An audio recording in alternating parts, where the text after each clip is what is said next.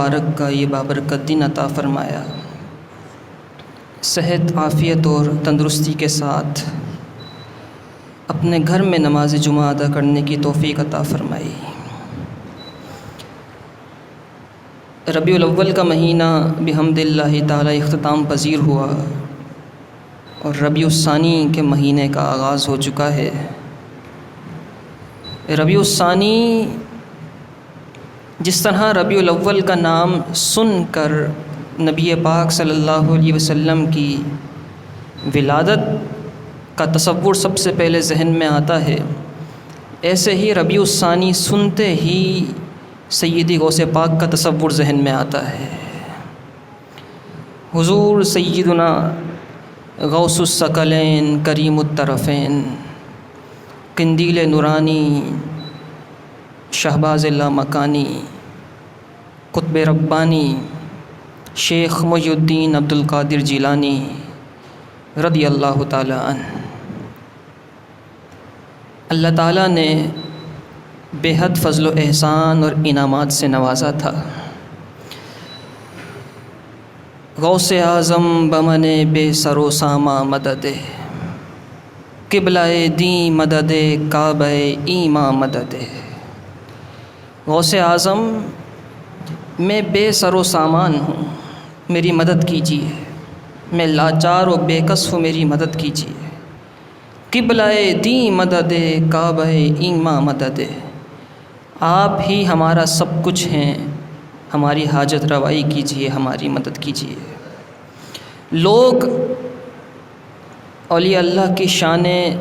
نہیں مانتے، اور آج کل کا جو دور ہے وہ اس قدر مادہ پرستی کا دور ہے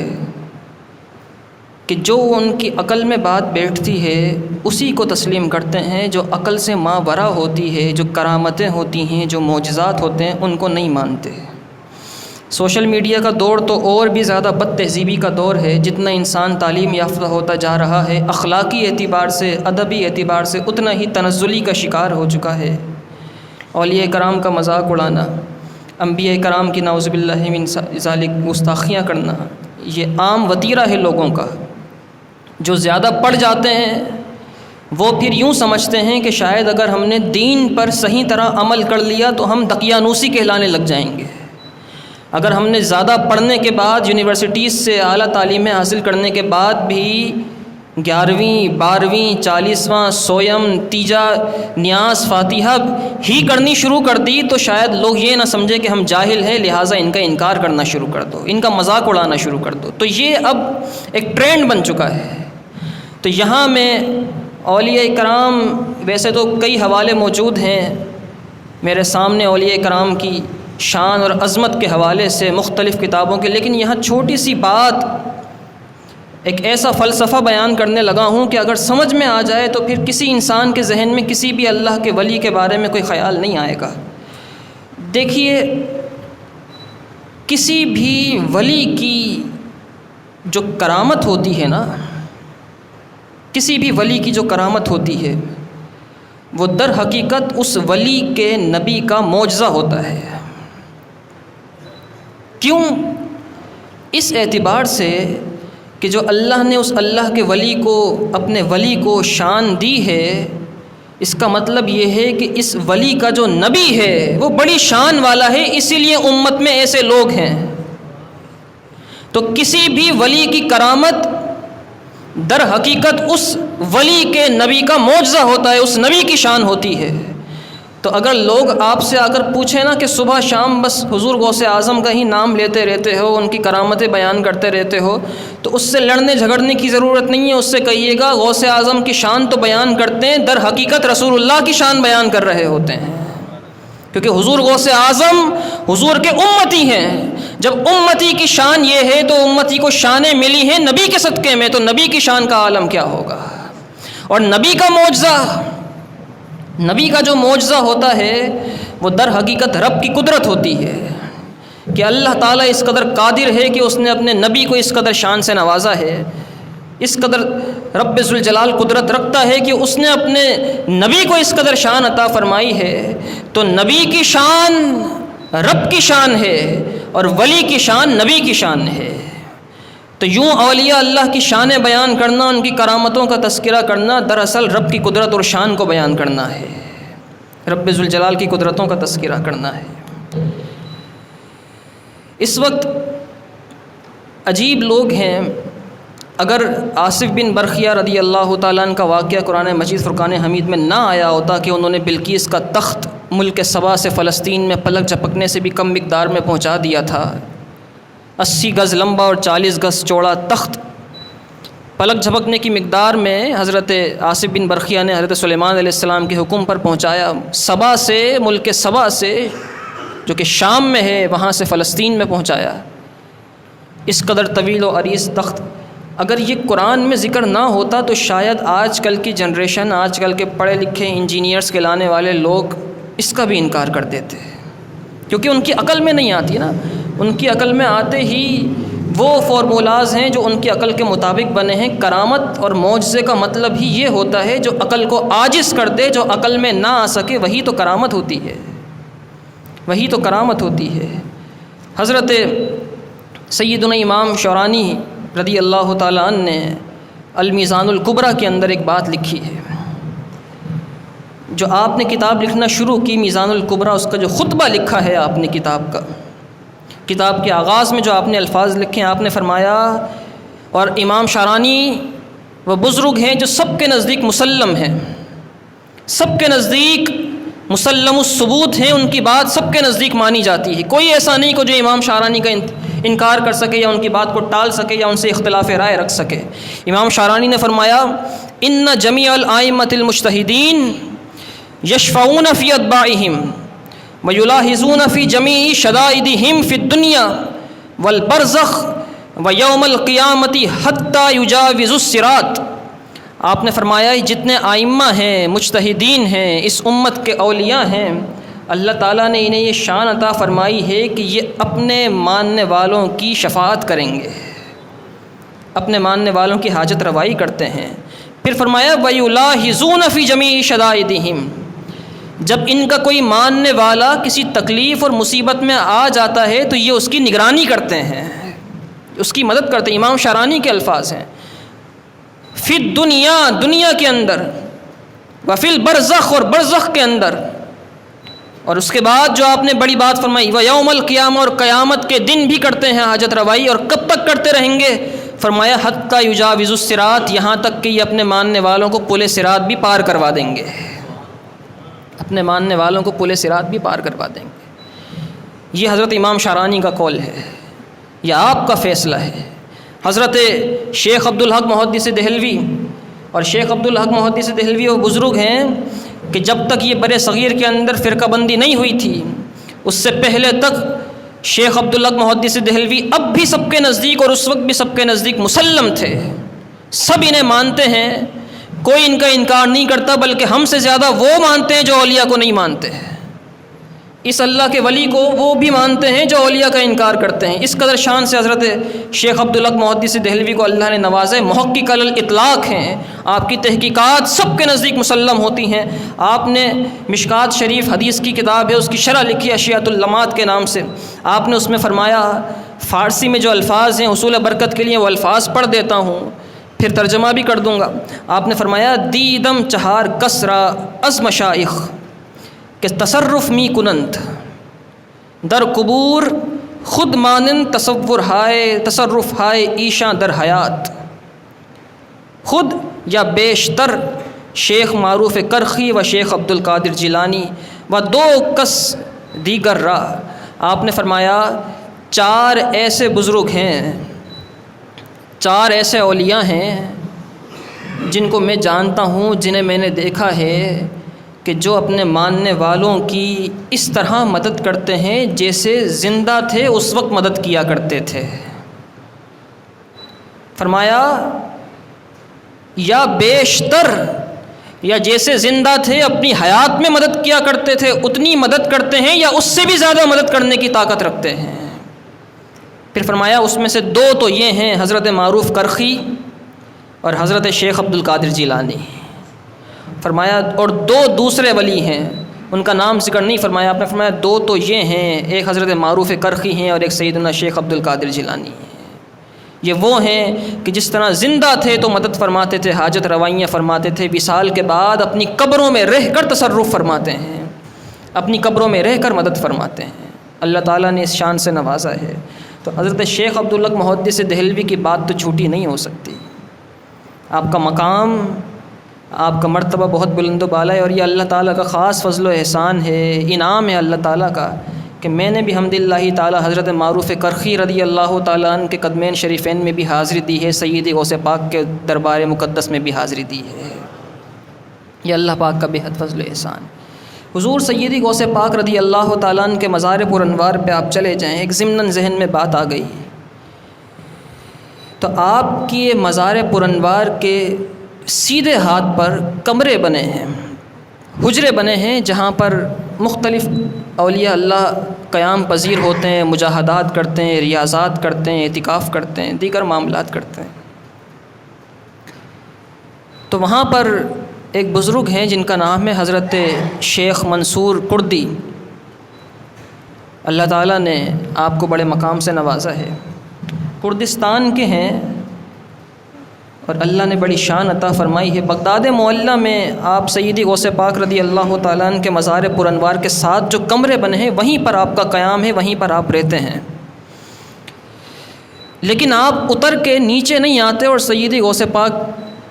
کہ جو مزار پر انوار کا حجرہ ہے، جو کمرہ ہے، اس کمرے میں داخل نہیں ہوتے،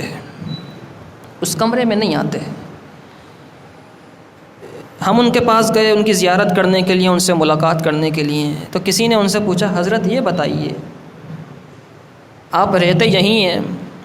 کردستان سے بغداد منتقل ہو چکے ہیں، یہیں پر رہتے ہیں، یہیں آپ کا ٹھکانہ ہے، قیام یہیں ہے، اور کافی عرصے سے رہ رہے ہیں، لیکن آپ اس کمرے میں نہیں آتے، اس کمرے میں نکل کر نہیں آتے، آپ سیدی غوث پاک کے مزار کی جو جالیاں ہیں اس کے سامنے آ کے کھڑے نہیں ہوتے آپ کبھی، اس کی کیا وجہ ہے؟ تو آپ فرمانے لگے بات یہ ہے کہ میں اس کمرے میں آتے ہوئے ڈرتا ہوں، کیونکہ میں یہ دیکھتا ہوں کہ یہاں پر بڑے بڑے اولیاء کرام سروں کو جھکائے کھڑے ہوتے ہیں، جو زندہ ہیں وہ بھی، جو وفات پا گئے ان کی روحیں سروں کو جھکائے کھڑی ہوتی ہیں۔ میں دیکھتا ہوں کہ یہاں حضرت داتا علی حجویری کھڑے ہوتے ہیں، یہاں خواجہ ہند کھڑے ہوتے ہیں، یہاں حضرت جنید بغدادی کھڑے ہوتے ہیں، یہاں حضرت سری سختی کھڑے ہوتے ہیں، تو میں ڈرتا ہوں کہ کہیں ان کے پاؤں پر میرا پاؤں نہ آ جائے، اسی لیے میں کمرے میں آنے کی جسارت اور کوشش نہیں کرتا۔ ایسے ایسے اللہ کے ولی ہیں،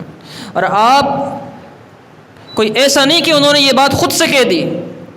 پاکستان تشریف لائے آپ کراچی میں، آتے بھی رہتے ہیں، تو آپ کے سامنے ایک شخص آ کے بیٹھا اور اپنی بڑائیاں کرنے لگا،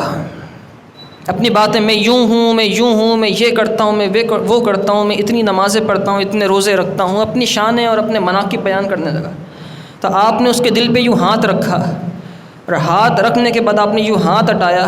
اور آپ نے فرمایا ہم سے کچھ مت چھپایا کر، ذرا یہ بتا تو فلاں شخص سے ابھی سود لے کر نہیں آیا ہے؟ تو نے اس سے رشوت نہیں لی ہے؟ مجمع تھا، اس مجمع میں آپ نے 2-3 آپ نے فرمایا یہ بتا کہ کل تو نے کھانے میں یہ نہیں کھایا تھا؟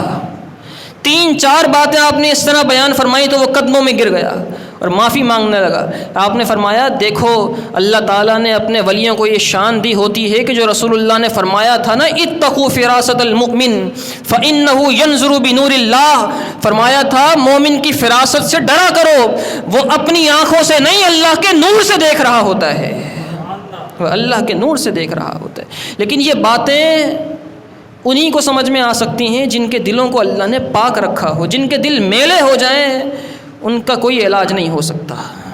ان کا پھر کوئی علاج نہیں ہو سکتا۔ سیدی غوث پاک نے فرمایا افلت شموس الاولین، فرمایا افلت شموس الاولین وشمسنا علی الدہر ابدا لا تغرب، فرمایا جو پہلے تھے ان کے سورج ڈوب گئے، لیکن اللہ نے ہمارا سورج آسمان پر اس طرح روشن کیا ہے کہ کبھی ڈوبے گا نہیں، ہمارا سورج کبھی نہیں ڈوبے گا، ہمارا سورج کبھی نہیں ڈوبے گا۔ اس شان اور اس مقام اور مرتبے سے اللہ تعالیٰ نے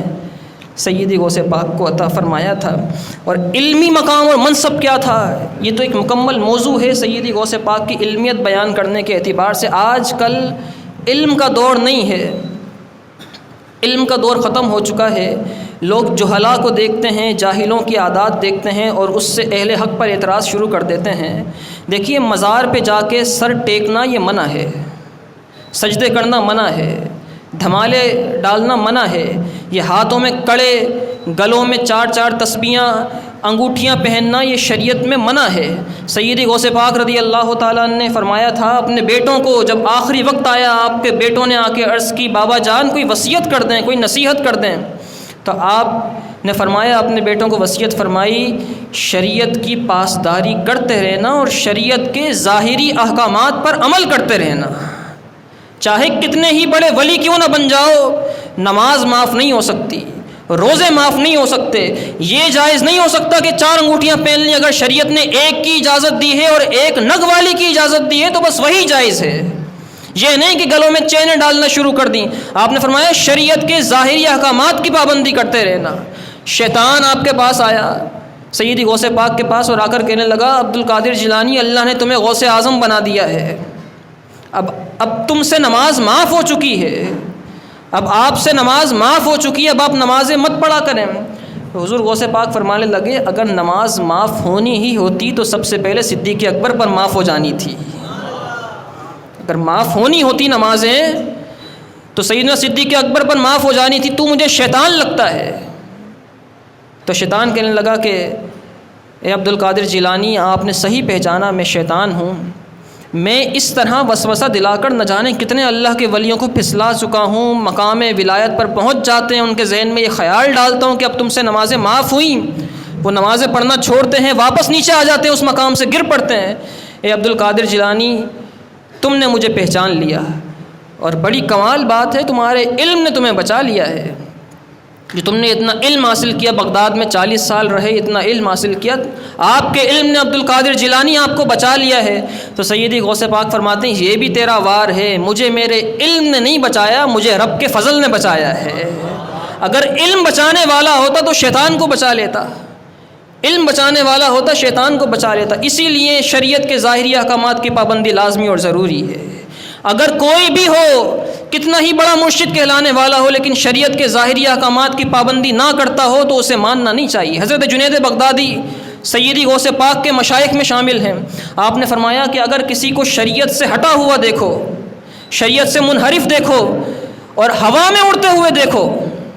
اس کی ولایت یہ ہو کہ ہوا میں اڑ رہا ہے لیکن شریعت کے احکامات کی پاسداری نہیں کر رہا، آپ نے فرمایا اس کی ولایت پر یقین مت کرنا، ہوا میں اڑنا بڑی بات نہیں، مکھی بھی اڑا کرتی ہے۔ آپ نے فرمایا اصل ولایت یہ ہے کہ شریعت کے احکامات پر پابندی ہو، شریعت پر چلتا ہو، شریعت کے احکامات کی جو پابندی کرے گا اللہ تعالیٰ اسے اپنا مقام اور مرتبہ خود عطا فرما دے گا۔ اللہ تعالیٰ ہمیں ان اولیاء کرام کی محبتیں عطا فرمائے، اللہ تعالیٰ ہمیں ولیوں کے دامن سے وابستہ رکھے۔ آج کے دور میں ان کے دامن کو تھامنا بے حد ضروری ہے، بھٹکنے اور بہکنے سے جس طرح کا پورا شوب دور ہے، کسی نہ کسی کامل ولی کی بیعت میں آ جائیں، اللہ کے ولیوں کا دامن تھام لیں، اللہ تعالیٰ دنیا اور آخرت کی سرفرازیاں عطا فرمائے گا۔ ایک اعلان بھی سماعت فرما لیجیے، انشاءاللہ العزیز 14 اکتوبر بروز پیر بعد نماز عشاء رات 9:30 بجے انشاءاللہ العزیز جامع رسولی مسجد ٹکر پہ عظیم الشان سالانہ محفل 11ویں شریف ہوگی، اور اس 11ویں شریف کی خاصیت یہ ہے، یوں تو آپ پورے مہینے 11ویں شریف کی محافل میں جاتے رہیں گے، مختلف مقامات پر محافل 11ویں شریف کا انعقاد ہوتا رہے گا، لیکن رسولی مسجد ٹکر پہ جو سالانہ 11ویں شریف ہوتی ہے، اس کی خاصیت یہ ہے کہ یہاں پر ہر ایک اپنی حیثیت اور اپنے استطاعت کے مطابق خود لنگر لے کر آتا ہے۔ چاہے آپ 10 روپے 20 روپے کی بازار سے ٹافیز خریدیں، 2 بسکٹ کے پیکٹ خریدیں، مسجد میں آ جائیں اور اپنا لنگر خود تقسیم فرمائیں یا مسجد کی انتظامیہ کو دے دیں، تو آپ تشریف لائیں۔ 9:30 بجے سے 11 بجے تک بڑا پرنور روحانی اور نورانی منظر ہوتا ہے، اور دعاؤں کی قبولیت کے کئی واقعات ہیں جو ہمارے مشاہدے میں آئے ہیں، جو اس محفل میں ہوتے ہیں۔ آپ ضرور تشریف لائیں، حصول برکت کے لیے تشریف لائیں، دعائیں کریں، سید غوث پاک کے وسیلے سے مانگیے اللہ تعالیٰ۔ دیکھیے لوگ کہتے ہیں وسیلہ جائز نہیں ہے، چھوٹی سی مثال سمجھ لیجئے، آپ کوئی فقیر آپ کے دروازے پر آئے اور آ کر کہے کہ مجھے 10 روپے دے دو یا مجھے 20 روپے دے دو یا جو بھی پیسے آپ سے مانگے، تو ہو سکتا ہے آپ شش و پنج میں مبتلا ہو جائیں کہ تھوڑی دیر پہلے بھی ایک فقیر آیا تھا، اس کو بھی دیے ہیں، اب یہ مانگنے آ گیا اس کو بھی دے دوں، شاید منع ہی کر دیں۔ لیکن ایک فقیر ایسا ہے جو 10 فقیر پہلے تھے ان کو بھی دیا تھا، اب آپ نے نیت کر لی تھی اب 11واں آئے گا 12واں آئے گا اس کو نہیں دوں گا، بہت کو دے چکا ہوں صبح سے، لیکن وہ 11واں آنے کے بعد آپ سے یہ کہے تجھے تیرے بچوں کا واسطہ، تیرے بچے جئیں،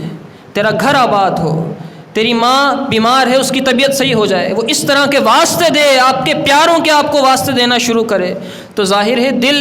میں رقت طاری ہوگی، دینے کا دل چاہے گا۔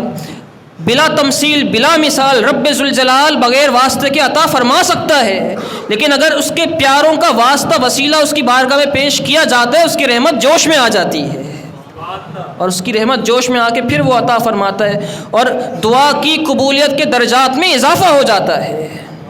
اللہ تعالی ہمیں اپنے پیاروں کے دامن کرم سے وابستہ فرمائے۔ وآخر الدعوانا الحمد للہ رب العالمین۔